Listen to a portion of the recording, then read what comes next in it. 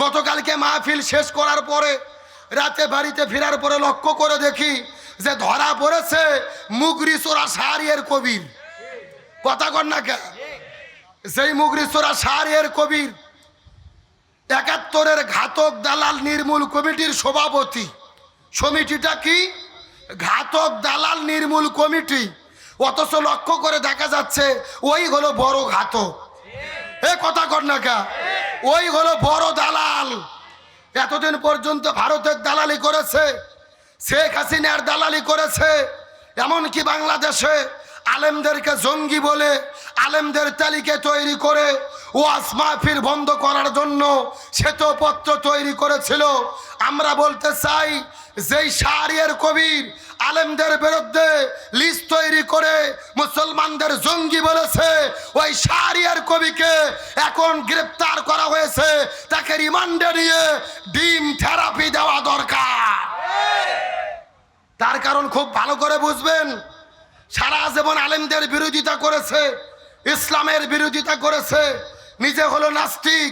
এই জমিনে মুসলমানদের আলেমদের দেখতে পারেনি। যারা ইসলামের বিরুদ্ধে শত্রু, আমরা তাদের পক্ষে না বিপক্ষে? আরো ধরে বলেন। এই শাহরিয়ার কবির হাসিনার দালালি করতে গিয়ে, ভারতের দালালি করতে গিয়ে মুসলমানদের বিরুদ্ধে দাঁড়িয়েছিল। এ মুসলমানদের চূড়ান্ত দুশ্মন। আর দুশ্মনের সঙ্গে আপোষ করার কোনো সুযোগ, আরো ধরে বলেন, কোনো সুযোগ। সুতরাং আমরা বলতে চাই, হাসিনাকে সাহায্য করেছে, ইসলামের বিরোধিতা করেছে, এই শাহরিয়ার কবিরকে হত্যাকাণ্ডের দায়ে ফাঁসির দড়িতে ঝুলাতে হবে। এর সাজা পাইতেই হবে, ছাড় পাওয়ার কোনো সুযোগ।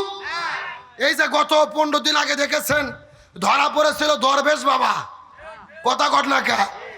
দরবেশ বাবা সালমান এফ রহমান, মুখের মধ্যে বিশাল বড় দাড়ি, মাথার মধ্যে টুপি, দেখে মনে হচ্ছিল জিব্রাইলের খালাতো ভাই। কথা ঘটনা কে? কিন্তু পালাইতে গেছে, দাড়ি একেবারে কাটে, কিলিং শেপ, নৌকো চড়ে গেছে পালাইতে। যেই নৌকো ডুবে গেছে, আবার ওই নৌকোতেই পালাতে গেছে, দাড়ি কাটে গেছে। সঙ্গে ছিল আইনমন্ত্রী, নাম কি? আনিসুল হক। আনিসুল হককে নিয়ে গেছে নৌকাতে চড়ে, কোস্টগার্ডরা ধরে ফেলেছে। আনিসুল হককে চিনতে পেরেছে, গ্রেপ্তার করার পরে নিয়ে যাচ্ছে। আনিসুল হক বলতেছে, আমাকে একা নিয়ে যাবে কেন?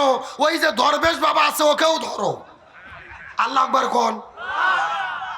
এই কোস্টগার্ডেরা তোর চিনতে পারেনি, দাড়ি কাটে ক্লিয়ার। জামাত ইসলামের একটা নেতা যদি ধরা পড়ে, ও চিন্তা করে আমার আর একটা ভাই যেন হেফাজত হয়। কথা কর না কে? আর স্বৈরাচাররা চিন্তা করে আমি বিপদে পড়েছি, আমার ভাইও যেন বিপদে পড়ে। এই বাংলাদেশে আল্লামা সাঈদীকে ফাঁসির রায় দিয়েছিল কালামানিক নামে একটা ব্যক্তি, আপনারা চেনেন না? বিচারপতি কালামানিক পালাতে গেছে সিলেটের সীমান্ত দিয়ে।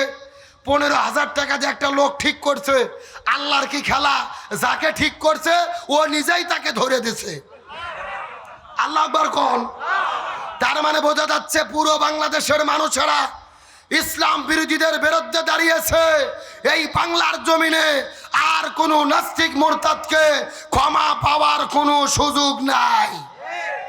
যদিও বাংলাদেশের বর্তমানে আমিরে জামাত ডাক্তার শফিকুর রহমান বলেছে, আমরা দলগতভাবে সাধারণ ক্ষমা করে দিলাম, কিন্তু এই বিষয়টা নিয়ে বিতর্ক করা হয়েছে, ভুল ব্যাখ্যা করা হয়েছে। আমিরে জামাত বলেছে, আমরা দলগতভাবে ক্ষমা করেছি, কিন্তু সবাইকে ক্ষমা করিনি। যারা গণহত্যা করেছে, যাদের বিরুদ্ধে স্পষ্ট গণহত্যার প্রমাণ পাওয়া যাবে, এদের বিরুদ্ধে কোনো কর্মী যদি মামলা করে, দেশের লোক মামলা করে, দলগতভাবে সর্বোচ্চ সহযোগিতা করা হবে। ভালো করে বোঝার চেষ্টা করবেন। আমিরে জামাতের বক্তব্য নিয়ে অনেকে বিকৃতি করেছে। এর চাইতে ভালো বক্তব্য আর কি হতে পারে? আমার নামে মক্কা বিজয়ের দিনে বলেছিল, সবাইকে ক্ষমা করলাম, তবে উমুক উমুক উমুকের কোনো ক্ষমা নাই। আমিরও জামাতে বুঝাইছে, যারা আওয়ামী লীগ করেছে ও অপরাধ করেনি, এদের ক্ষমা আছে, কিন্তু যারা অপরাধ করেছে এদের কোনো ক্ষমা নাই। খুব ভালো করে বুঝবেন, ব্যাখ্যাটা ভালো করে বুঝতে হবে, বিতর্ক করলে হবে না।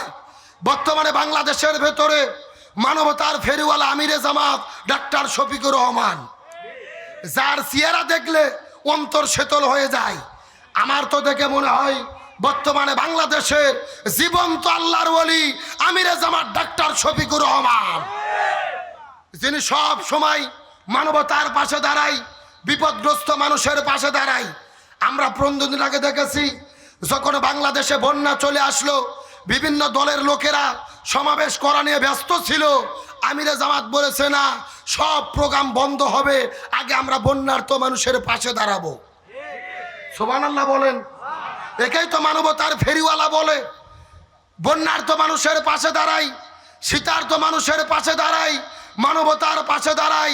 আমার মনে বলে আজ হোক কাল হোক ডাক্তার শফিকুর রহমান ইনি শুধু আমিরে জামাত থাকবে না, তিনি বাংলাদেশের আমির হবে ইনশাআল্লাহ। আমরা ভালো মানুষদেরকে সংসদে দেখতে চাই কি চাই না? আমার কথা পরিষ্কার লক্ষ্য করুন। বর্তমানে বাংলাদেশের ভেতরে ইসলামের গণজোয়ার সৃষ্টি হয়েছে।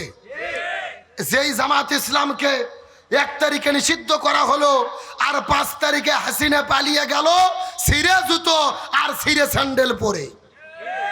কার খেলা? আল্লাহর কোরআন বলেছেন ইউরিদুনা লিইউতফিউ নূরাল্লাহ বিআফওয়াহিহিম ওয়াল্লাহু মুতিম্মু নূরিহি ওয়ালাউ কারিহাল কাফিরুন ওয়ালাউ কারিহাল মুশরিকুন। কাফির মুশরিক কুরাইশেরা ষড়যন্ত্র করে এই জমিন থেকে ইসলামকে নিশ্চিহ্ন করে দেওয়ার জন্য। আল্লাহ বলে না, তারা যতই ষড়যন্ত্র করুক না কেন, এই জমিনের ভেতরে আমি আল্লাহ আমার দিনকেই প্রজ্বলিত করে রাখবো। আমার মন তো বলে হাসিনা পতন হওয়ার পেছনে অন্যতম কারণ হলো ইসলামী দল জামাতকে নিষিদ্ধ করা। তার কারণ আল্লাহ ধরে না, কিন্তু একবার ধরলে আল্লাহ কিছু সময়ের জন্য ছাড় দেয়, কিন্তু একেবারে ছেড়ে। 1 তারিখে নিষিদ্ধ করেছো, 5 তারিখে তোমরা নিষিদ্ধ হয়েছো। বর্তমানে বাংলাদেশে আওয়ামী লীগের নাম নেওয়ার পর্যন্ত কোনো লোক নাই। কিছু লোক আছে শুধু গোপালগঞ্জে। জোরকন কোথায়? ওরাই একদিন আন্দোলন করছে, পরের দিনে সেনাবাহিনী যাইয়া পিছন দিক থেকে এমন হাদিয়া দেওয়া শুরু করছে, একেবারে বাপ বাপ করে দাদা দাদা করে পালাতে বাধ্য হয়েছে। আমরা সুস্পষ্ট করে বলতে চাই, ওই স্বৈরাচারের কোনো দোসরদের এই বাংলার জমিনে আর আমরা দেখতে চাই না। 1 তারিখে জামাত ইসলামকে নিষিদ্ধ করেছিল। অপরাধ কি? বলেছিল জামাত ইসলাম জঙ্গি সংগঠন। এখন আমরা বলতে চাই, ছাত্রদের হত্যা করে গণহত্যা যারা করেছে, আওয়ামী লীগ কি ভালো না জঙ্গি? আরো জোরে বলেন। তাহলে সংবিধানের যেই ধারা দিয়ে ওরা জামাতকে নিষিদ্ধ করেছে, একই ধারাতে আওয়ামী লীগকেও নিষিদ্ধ করা হবে। আসলে আমাদের বাংলাদেশে একটা কথা আছে, অন্যের জন্য কূপ খুঁড়লে ওই কূপে নিজেকেই, যখন ওই কূপে নিজেকেই। তার মানে আওয়ামী লীগ নিষিদ্ধ হওয়ার সব পথ নিজেরাই খুলে থুয়ে গেছে। এ সুবহানাল্লাহ কোন? আমার দিকে লক্ষ্য করেন, এই গণজোয়ার বাংলাদেশে চলতেছে। আমার মনে বলে জামাত ইসলাম, হেফাজত ইসলাম, খেলাফত মজলিস চরমোনাই, যত ইসলামপন্থী দল আছে, আমরা যদি এক হতে পারি, আগামীর বাংলাদেশে কোরআন দেই বাংলাদেশ চলবে। আমরা বঙ্গবন্ধুর ভাষণ শুনেছি, জিয়ার খাল কাটা দেখেছি, ইরশাদের শোষণ দেখেছি, আওয়ামী লীগের জুলুম দেখেছি, আর কিছু দেখতে চাই না।